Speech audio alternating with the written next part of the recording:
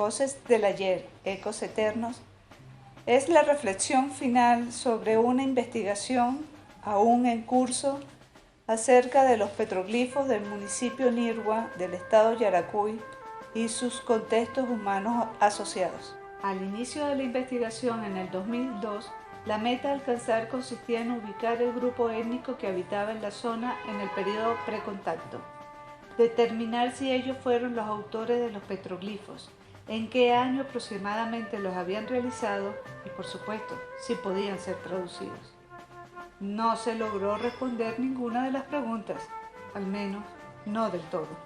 3 métodos de investigación fueron utilizados para llevar a cabo esta investigación: el histórico, el arqueológico y el antropológico. Con el método histórico se pretendió ubicar los grupos étnicos que se encontraban habitando la zona en cuestión para el momento del contacto. Con el arqueológico se ubicó geoespacialmente los contextos rupestres del municipio Nirgua. Y con el antropológico se pretendió accesar a los contenidos semánticos originales. Aquí fue donde se abrió todo un universo cognitivo que nos llevó hacia nuevas preguntas e inesperadas certezas. Cabe señalar que las expediciones arqueológicas hacia los contextos rupestres se realizaron gracias a la logística aportada por un grupo local de cultura denominado los Girajaras. Gracias a las investigaciones del profesor Pedro Rivas de la Fundación La Salle, se logró determinar que los grupos étnicos que habitaban en la zona para el momento del contacto fueron buríes, camago, girajaras, níbar, noara y tarías, en donde los girajaras fueron una etnia que migró desde Coro a causa de la penetración española. Existe una gran cantidad de documentación sobre la ferocidad con la que los indígenas defendieron la zona de la penetración española. Casi 100 años se mantuvieron los indígenas en pie de guerra, pero los expedicionarios españoles también. La conquista y pacificación de esta porción de tierra era de vital importancia para la corona española, y esa urgencia determinó la forma en que se colonizó y el por qué lograron sobrevivir muchos de los elementos culturales de sus antiguos habitantes, que hoy conviven en completa armonía con los elementos culturales que aportaron los nuevos ocupantes. Nació de esta forma una muy peculiar forma de entender y de vivir la vida. Todo un universo de certezas muy cotidianas para quienes somos de la zona, pero bastante peculiares para quienes nos aprecian desde afuera. Este universo de certezas debería ser el portador potencial de las claves para lograr leer los petroglifos. Sin embargo, no fue así. Casi 100 años de enfrentamiento diezmó a casi toda la población indígena que pudo haber traducido los petroglifos. Los indígenas que lograron sobrevivir pasaron por un proceso de acampesinado, perdiendo así casi en su totalidad todos los vínculos con su antepasado originario. Sin embargo, la montaña y su gente saben muy bien guardar un secreto, y esas voces de ayer plasmadas en los petroglifos se convirtieron en ecos eternos y continúan señalando realidades que no todos pueden terminar de comprender, pero que hoy no solamente han logrado sobrevivir, sino que poseen una gran vigencia y vitalidad. Por supuesto, me refiero a la dueña original, a la reina.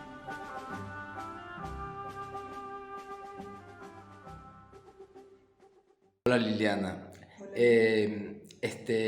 Liliana es una investigadora, historiadora y antropólogo quien ha trabajado, que se interesó trabajando el arte rupestre en el municipio de Nirgua del estado de Yaracuy.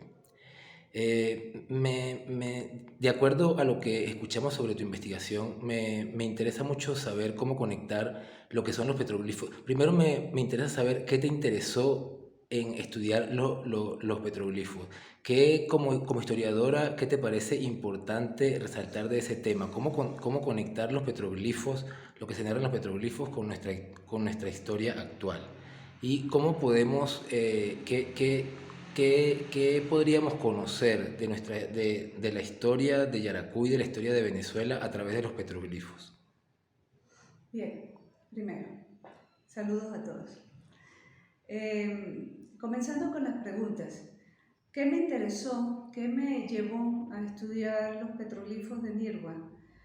Pues mira, yo soy de Nirgua. Yo salí de Nirgua muy joven para estudiar aquí en la universidad. Pero no sé si esto le ocurre, sí, creo que le ocurre a todos los nirgüeños. Nosotros salimos de Nirgua, pero Nirgua nunca sale de nosotros. Entonces, una forma de volver a Nirgua fue a través de la investigación y esta era un área que no se había investigado nunca en Nirgua.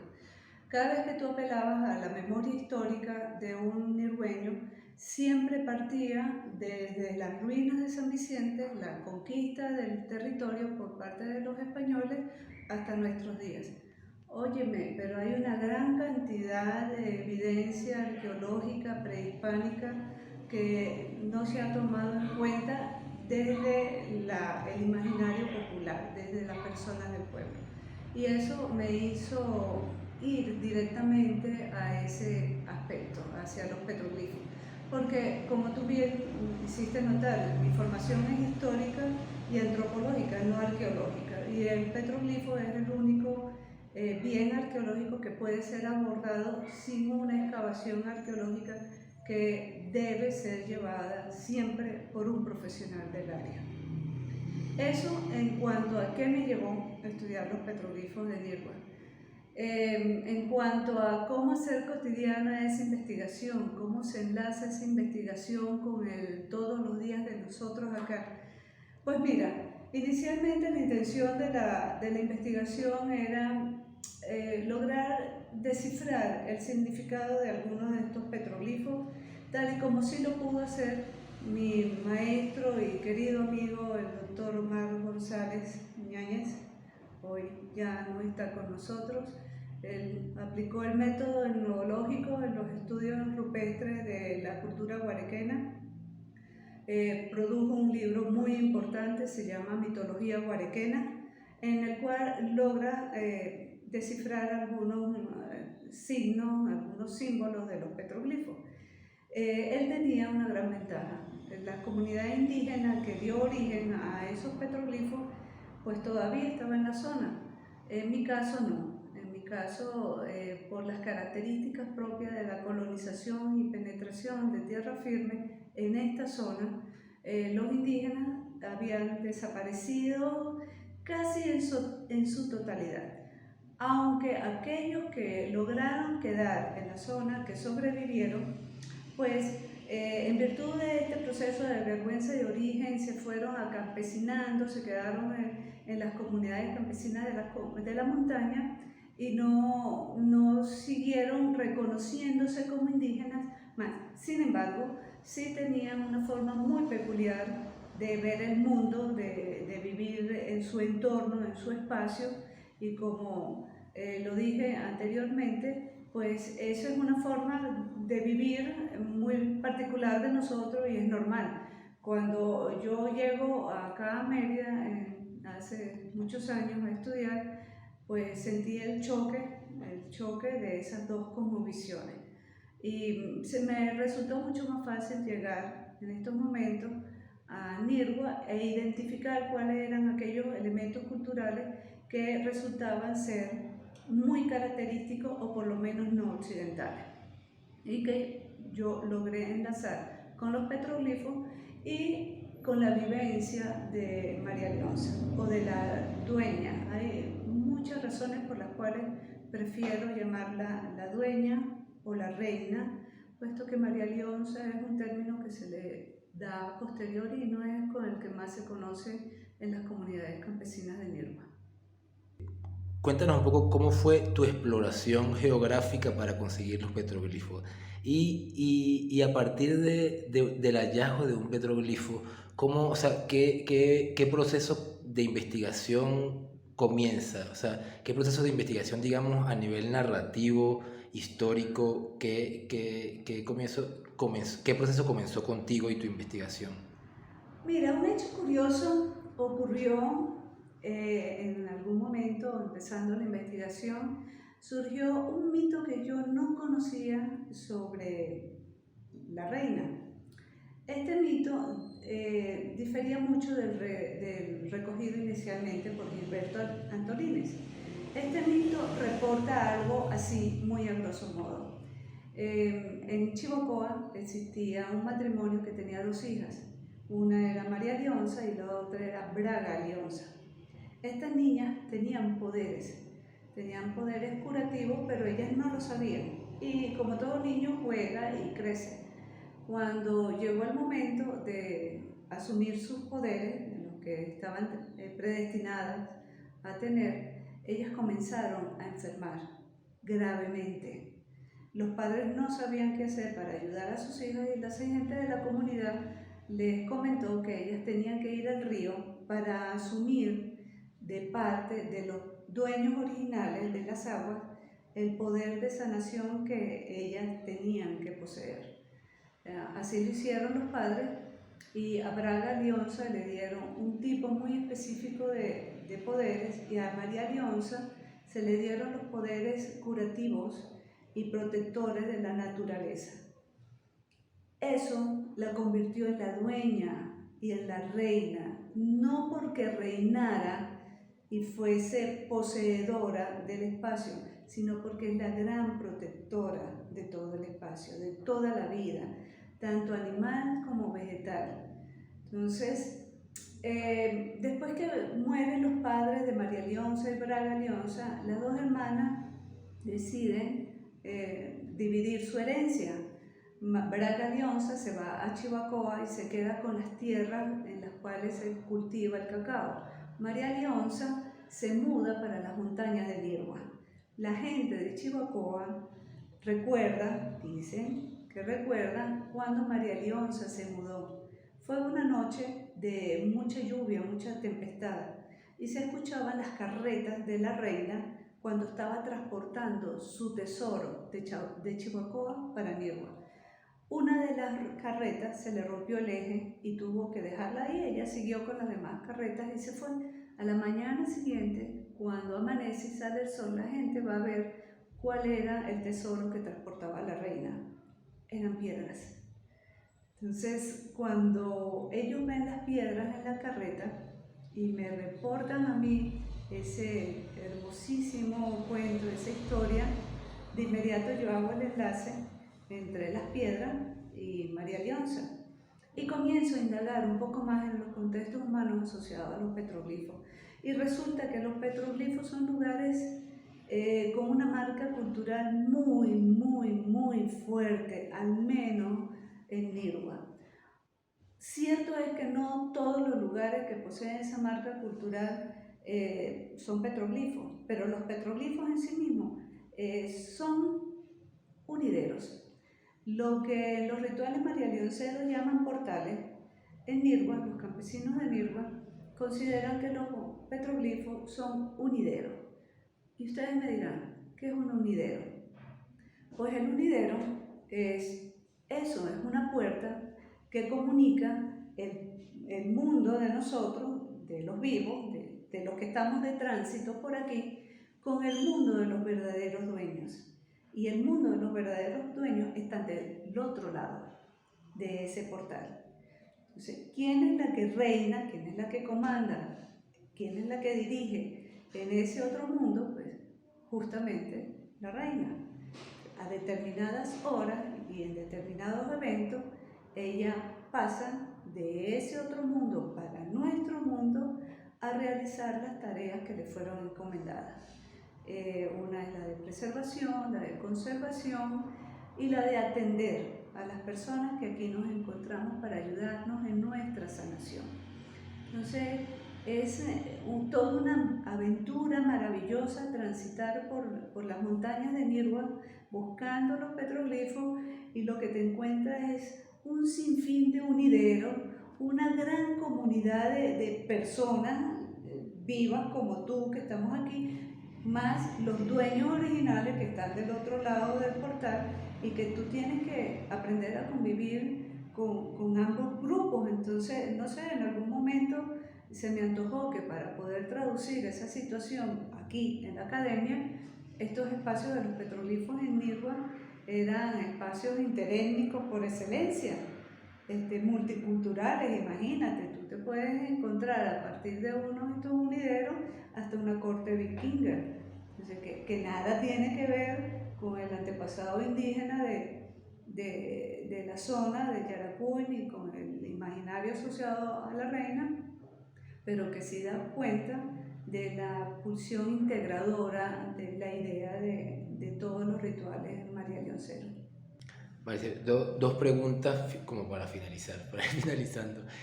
Una es, ¿qué diferencia crees tú que hace en cuanto a la investigación y a los métodos de la investigación el hecho de que tú seas de Nirgua y o sea, ¿qué diferencia hace eso dentro del método de investigación y dentro de todo lo que es el marco de la investigación? Mira, eso fue determinante y crucial.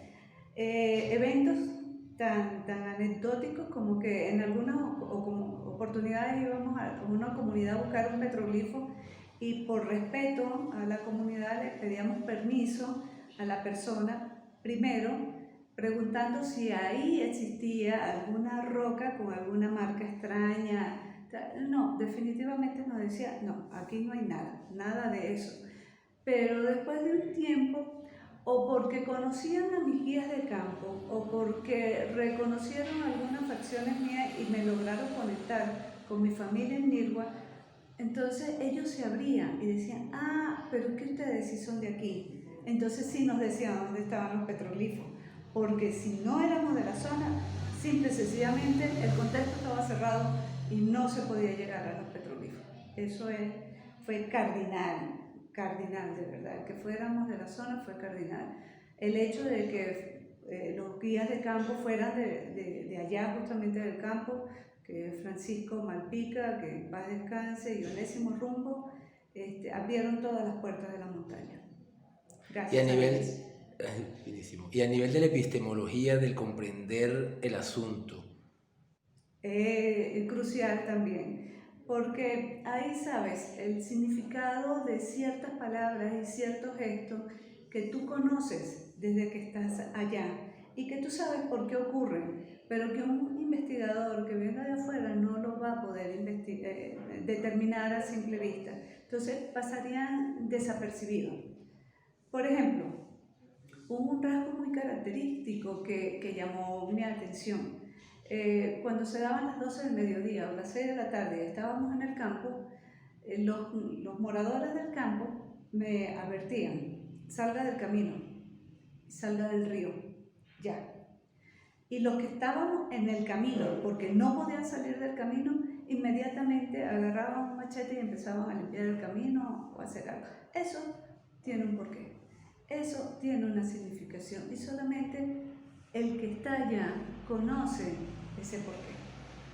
¿podrías como acercarnos muy brevemente, muy por encima a o sea, cuál es la visión, la concepción que hay del cuerpo y de la enfermedad en el sistema de conocimiento del espiritismo marianoncero, en función de la emergencia de vida que vivimos pues en estos meses? Verás, es muy peculiar la concepción que se maneja sobre el cuerpo y la enfermedad. Habíamos hablado inicialmente de esos dos mundos que circulan paralelos, ¿no? Y de los dueños originales.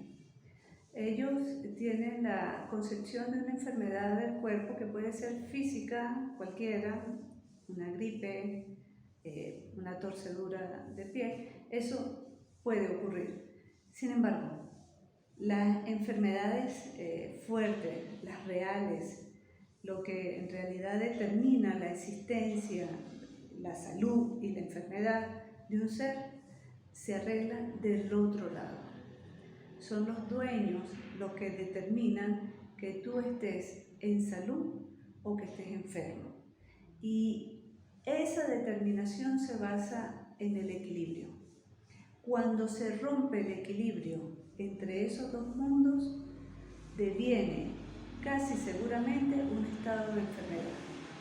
Dependiendo de lo fuerte de la transgresión en la ruptura de ese equilibrio, depende de eso la importancia o la gravedad de la enfermedad, llegando incluso a causar la muerte en muy poco tiempo. Me llama mucho la atención un elemento que, por lo vivido justamente, ¿Qué ocurre cuando una persona con esta forma de vivir y de entender la vida, de relacionarse con su espacio, tiene, por razones muy personales, que emigrar? ¿Qué ocurre con un irgueño o cualquier otra persona que comparta esta cosmovisión tenga que emigrar para Londres y le dé mal de ojo, o sufra de un secuestro del alma? ¿Cómo llega esa persona a un centro asistencial para ser atendido? ¿O cómo se puede recuperar él en esas latitudes de una patología que nadie ya va a entender de qué se trata?